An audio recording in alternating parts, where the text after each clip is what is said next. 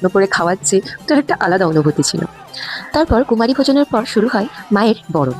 মাকে বরণ করে নেওয়ার পর মায়ের সোনার গয়নাগুলো আস্তে আস্তে খুলে রাখা হয় বাক্সে, এবং তারপর ধীরে ধীরে মাকে বেদি থেকে নামিয়ে নিয়ে আনা হয় মন্দিরের সামনের অংশটায়। সেখানে জমে সহস্র জনগণ, সহস্র মানুষ দূর দূরান্ত থেকে আসে মাকে বিদায় জানাবার জন্য। সে কি ভিড়, সে কি উচ্ছ্বাস, সে কি আলোর সমাগম, আপনারা না দেখলে বিশ্বাস করবেন না।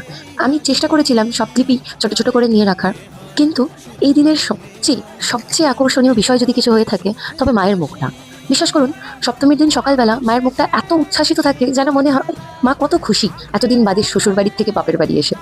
ঠিক একদম অপোজিট জিনিসটা দেখা যায় দশমীর দিন। মায়ের চোখে যেন জল থাকে।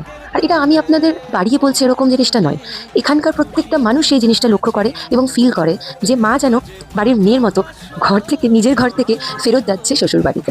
আমার এখনো শ্বশুর বাড়ি হয়নি ঠিকই, কিন্তু মায়ের এই দুঃখটা যেন